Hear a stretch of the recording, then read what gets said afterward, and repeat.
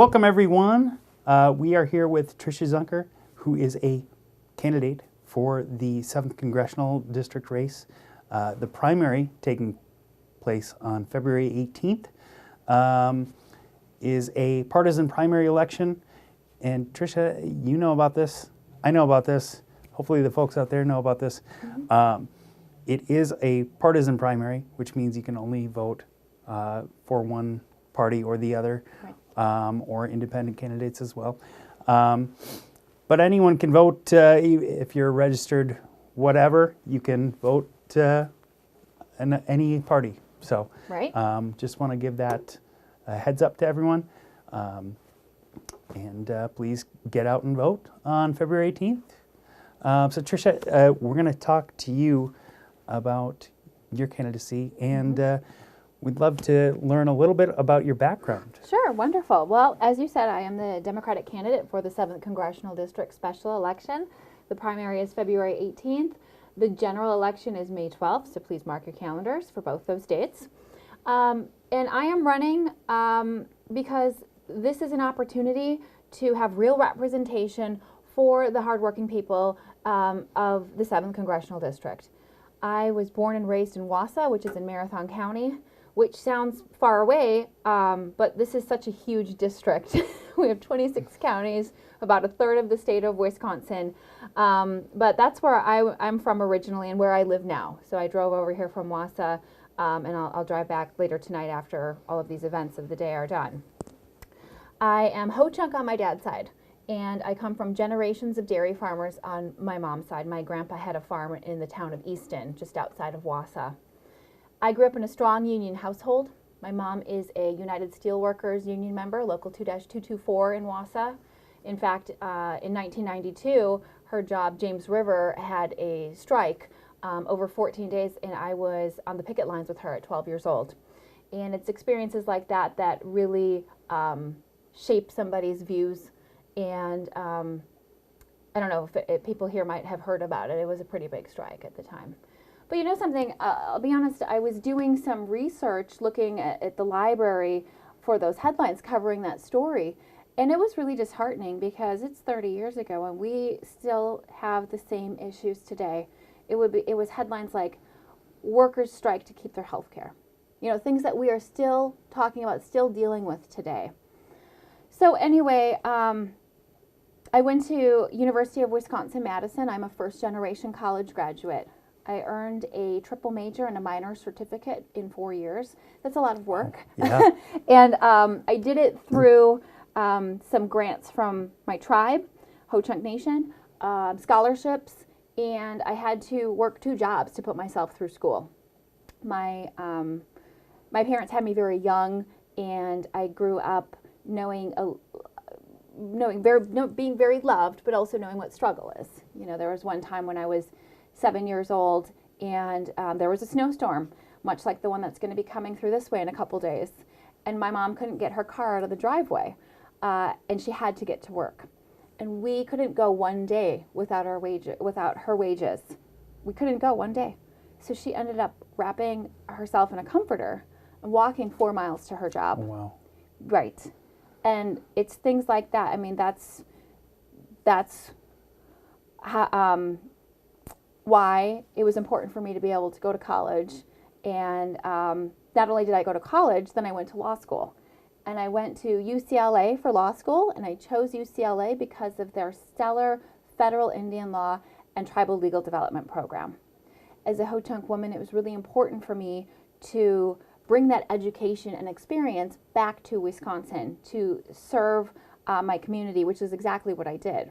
Because in 2013, an amazing opportunity arose, and it was a special election.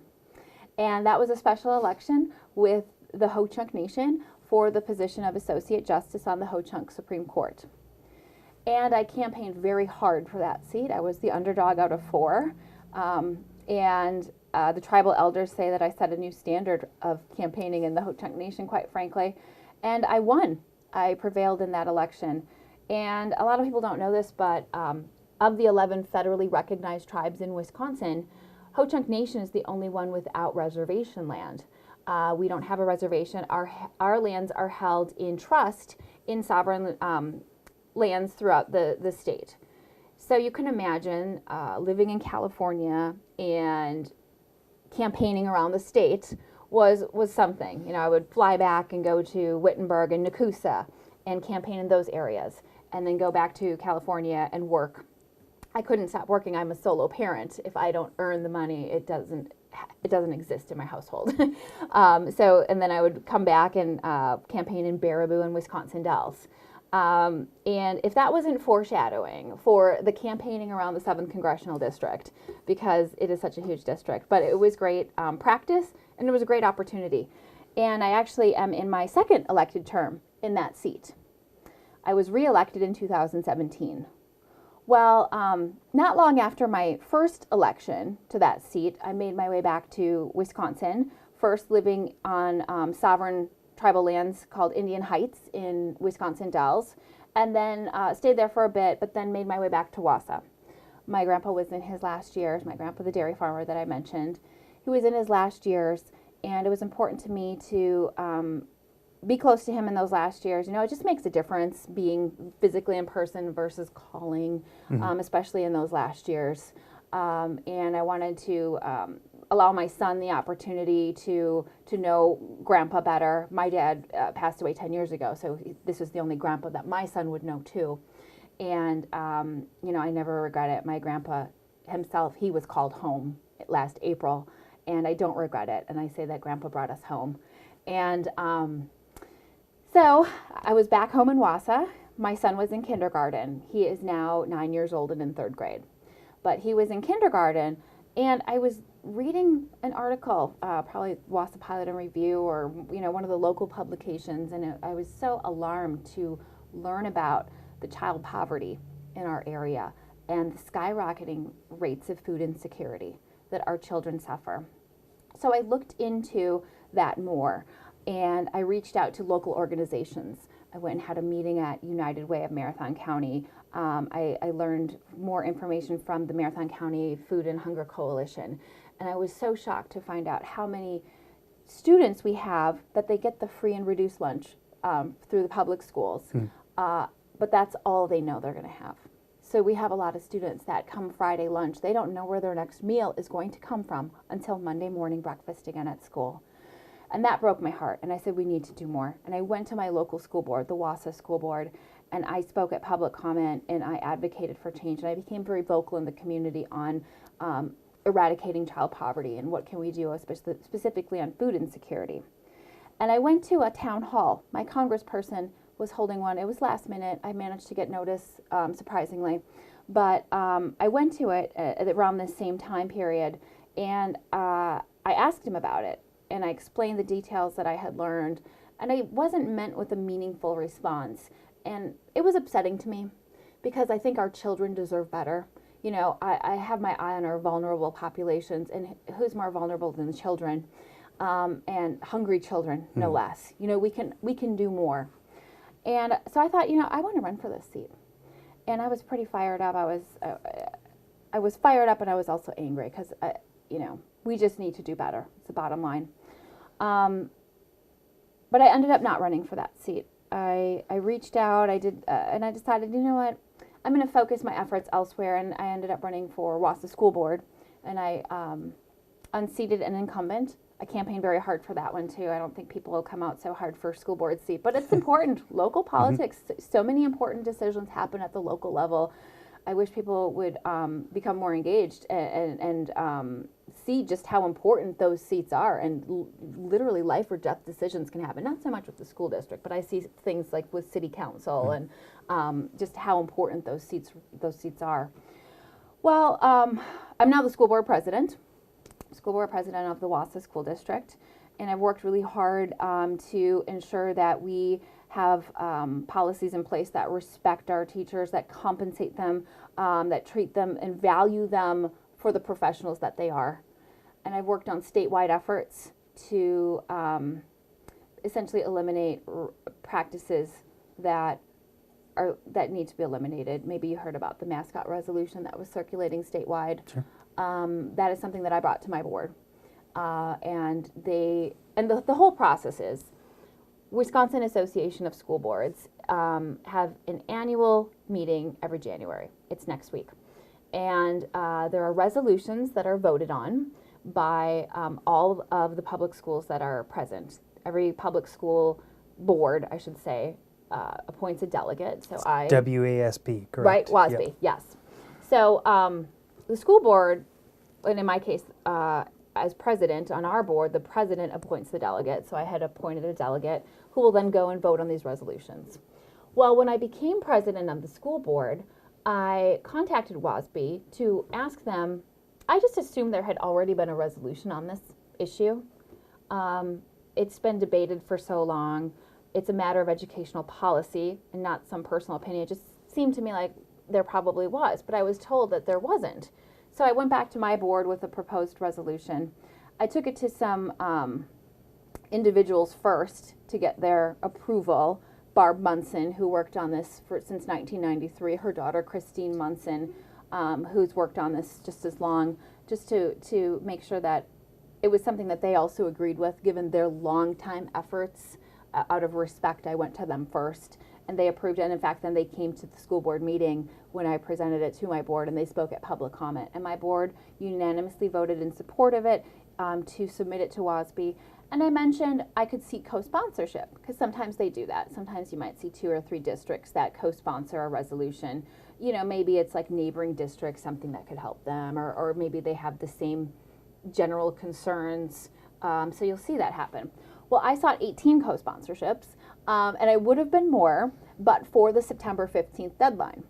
So I was going to Madison and Sun Prairie and Shawano and different schools, school board meetings, rather, to ask them to sign on and co-sponsor this. There were some that I couldn't go to because they were the same nights as my school board meetings. And I won't miss my school board meetings. I'm still on the school board. I'm still school board president. I cannot campaign during those times. I believe that when you are elected to serve the people and represent the people, then you need to be in those seats and voting. That's what you were elected to do.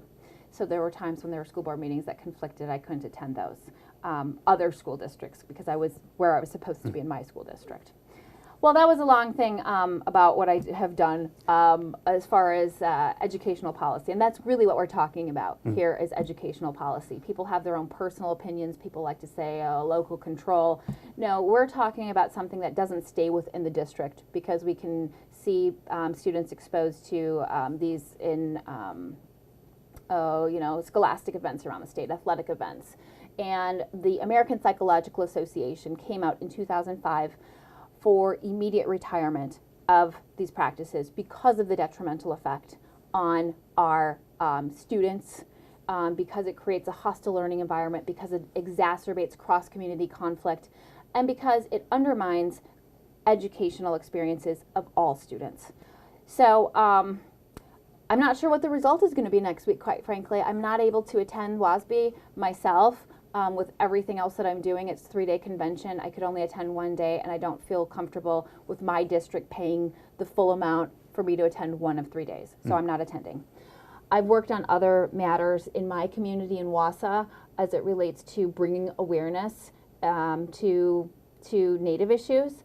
I worked with the Wausau Mayor and Wausau City Council to get Indigenous Peoples Day recognized through proclamation. And then I worked with the Marathon County Board of Supervisors to have a resolution recognizing Indigenous Peoples Day. And that passed unanimously, which was fantastic because the Marathon County Board of Supervisors is the largest county board in the country. 38 supervisors on that board, and it was a unanimous vote in support. And then I formed a nonprofit. This was just like a year ago. This is when it happened. Yeah. I formed a nonprofit, Central Wisconsin Indigenous Peoples Day Committee, to fundraise to bring a powwow back to the area. Because not just for the Native community, but for everybody. It's a learning experience. There's lots of people that want to attend a powwow and don't know where to go for one. And we shouldn't have to drive 2 hours any direction. It had such an amazing turnout. There were 200 dancers on the floor, Saturday night grand entry. There were 12 drums that came. And for anybody that knows a little bit about powwows, that's a really good powwow. So I'm having to step away from the planning on that, but I did bring that back to the Wausau community. That was just this past October. And a little side note, that powwow was October 12th and 13th. My announcement for this run was October 14th. I don't even think I could ever tell you the amount of stress and things I was under that week leading up, because I had a lot of things at play. It was a busy week. So why am I running? Because I've been given opportunities. I've been given opportunities that I have seized on, and I believe that I have an obligation and a duty to give back. I believe that I have my eye on everybody, on our vulnerable populations, on opportunity, on making sure that everybody has an equitable chance at success. And that's why I'm running, because I know on paper, if you were to look at how I grew up and my childhood, you wouldn't think that I would have done the things that I've done by the time I'm 39, by the time I have. And I'm not saying that to sound like I'm tooting my own horn or anything, but I do truly feel a sense of obligation and duty to give back. You know, I look at what my relatives have gone through. My grandma, my Ho-Chunk grandma, and her parents, they sold baskets, Ho-Chunk baskets. They're beautiful baskets. But that they would make these baskets and they would sell them by the side of the road in Wittenberg before there were really even roads. It's like gravel. And I collect these baskets now. I have some that were from my grandma when she was still here. She's gone now. But I haven't gotten to lately. I love estate sales. And I would pick these baskets up at antique stores and from other collectors. And I have a beautiful Ho-Chunk gallery in my basement, actually. I redid it. And the reason I did is because they mean something to me. Because I know that if my relatives didn't sell those like they did by the side of the road, that was their income, I wouldn't be here today. So when I say I feel an obligation and a duty to give back, it's very real. It's very much the fact that my relatives didn't go through the hardships that they did for me not to do something more. And you know, I'm putting myself out there. I mean, the attacks are coming in, and people make crazy assumptions, and it is a lot of sacrifice. I'm a single mom. I'm the only parent. It's only me. So having to factor how that affects my son has been something also. But there's a need for real leadership here in the 7th CD. You know, we are more alike than we are different in the 7th Congressional District. And people are tired of the bickering. They're tired of the infighting and the gridlock. And I am too. I don't want to see any more of that. I'm hoping to be able to lead by example and set a tone of, let's just get to work. Let's focus on things that are going to benefit everybody, not finger pointing, not identifying one way or another. You know, my work on the school board, one of the people I work the best with identifies politically on the opposite end of the spectrum than me.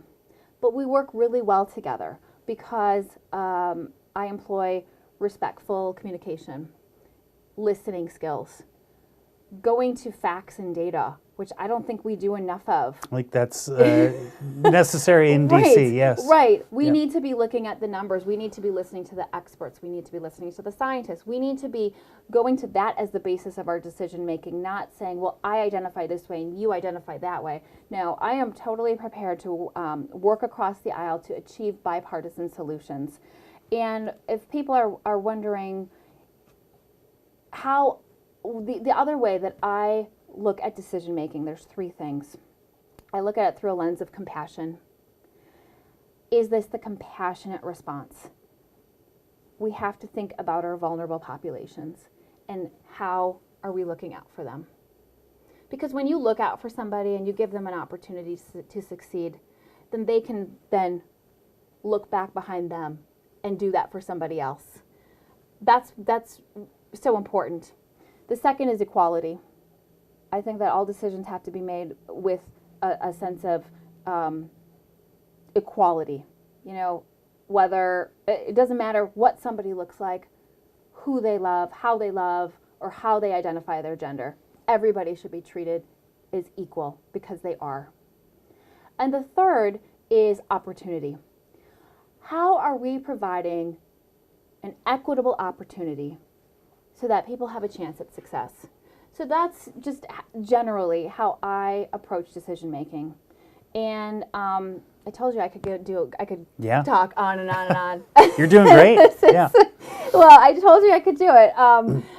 But you know, there's some things that we really need to address here. We've got a farm crisis that needs to be addressed. As the granddaughter of a dairy farmer, to see what's happening to our dairy farmers, our small and mid-sized dairy farmers.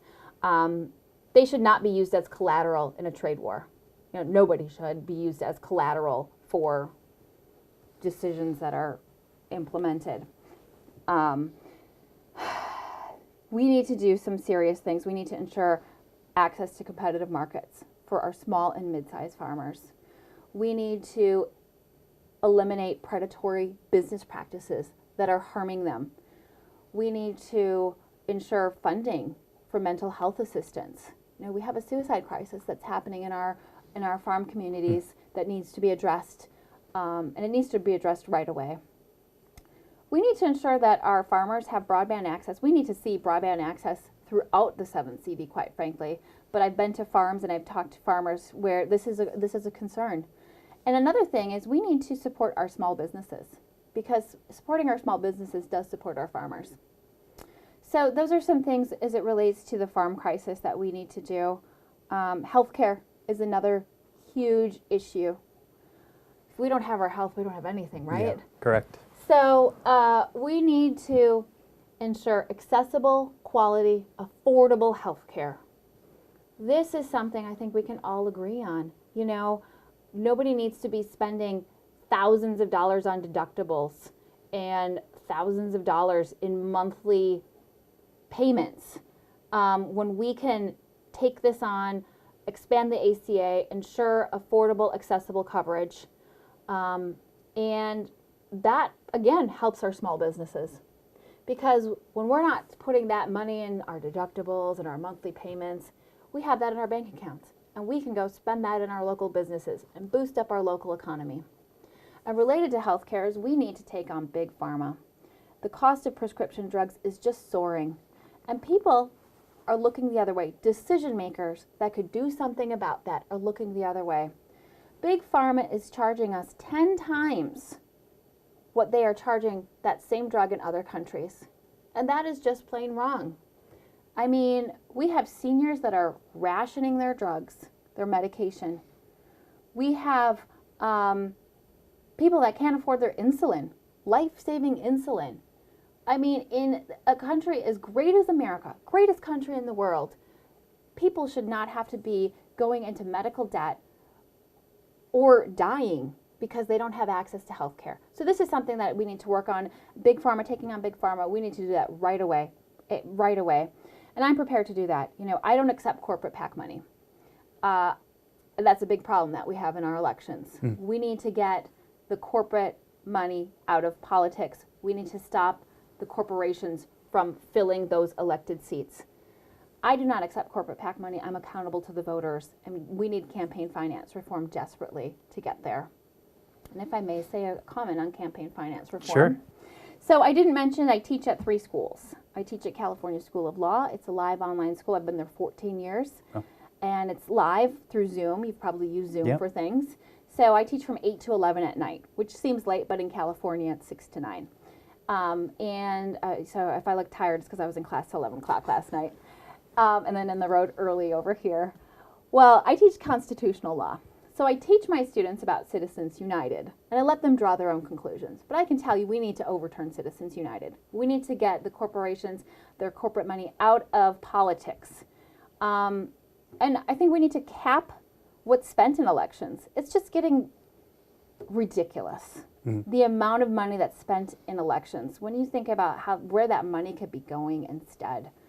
And then it ends up being these, attack ads and things nobody wants to see. Yeah. Nobody wants to see that stuff. I don't want to see it. No, I mean, I know a lot of people who turn their TV off or their Exactly. radio, and Yeah. and the mail just goes into the recycling bin. Absolutely. There's a lot of money Nobody being wants spent. to see that. Yeah. Let's just focus on the issues, focus on the facts, and eliminate the attacks, really. I mean, I think that the people's records and what they stand for should be able to speak for itself, right? Well, I'm seeing the need for campaign finance reform in a very different perspective, though, now running as a candidate. You know, it's one thing to know we need to overturn Citizens United, but I don't accept corporate PAC money, so I'm making calls and I'm getting, you know, the $20 donations and the $10 donations, and I appreciate each and every one of those. I know the value of a hard-earned dollar. But to see other people just have dark money funneling in, it's very frustrating, and it's a rigged system, because we can't achieve a government that's truly reflective of society until we address campaign finance reform. We do not have a government that reflects society. When I'm elected to this seat, I will be the first woman to serve, to represent Wisconsin 7 in Congress. Oh. And that's a big deal, because women's issues are human issues. People should not vote for me because I'm a woman. They should vote for me because I'm a qualified woman who's going to get the job done. But it's important. You know, our girls and our women need to see themselves reflected in congressional leadership. It is 2020. It is high time. When I'm elected to this seat, I will be the first Native American, specifically Ho-Chunk, representing Wisconsin in Congress. Well, again, yeah. Overdue. Yep. And I mentioned I'm a solo parent, a single mom. When I win this seat, I will double the population of single parents in Congress from 1 to 2. And I just point that out again to demonstrate, does that sound like society? Does that look like society? No. We are keeping out a lot of people that would be really good leaders. And we can't address that in a meaningful way until we address campaign finance reform. Very good. Yeah. Tricia, something I know is on a lot of people's minds. You were traveling a lot today and through this race. Mm-hmm. Infrastructure is something that's important. You touched on broadband. Mm-hmm. But I think roads and transportation and the way we do things, they need a little help. Absolutely. Anyways. We need funding for our roads, for bridges, and we need to have funding for regional transportation. When I talked before about looking through a lens of compassion, equality, and opportunity right there, right? How many people are being deprived of an opportunity, whether it's a small business or a worker, by not having these regional transportation that's really developed up here. We definitely need to be focused on that. Very good. Broadband, can we go for a little bit on broadband? I know it's very important, especially to small businesses, mm-hmm. Education, online learning, you know a little bit about, Absolutely. Obviously. Let's talk about that. Let's just be honest. That's the world we live in today. Okay. If you aren't connected to the internet, you are deprived, again, of what? Opportunity. Mm-hmm. Everybody needs to have access to the internet. And it's not just about opportunity. We could be looking at a safety issue. You know, we don't need our local law enforcement all of a sudden not having access to the internet, and what kind of negative implications could arise. I mean, this is very important, and it's about opportunity for everybody. And I'm seeing it whether it's our farmers, whether it's our rural schools, whether it's our small businesses. But we need to have this. And quite frankly, I really loved Tammy Baldwin's proposal with the Packers bill. Yes. Because oh my go goodness. Pack Go, yes, right? First absolutely. of all, go Pack Go, let's yes. be honest. But second of all, that's a great opportunity to like include broadband in there, mm-hmm. you know, tie it in. That's the thing with legislation. There's always like this, maybe all these things that are on topic, and then, but then there's this other thing just kind of from the clear blue sky. I thought that would have been a wonderful opportunity to focus on broadband along with that Packers bill. Absolutely. There is no one more furious than a Packer fan who can't watch the game in western right? Wisconsin. Absolutely. Yep.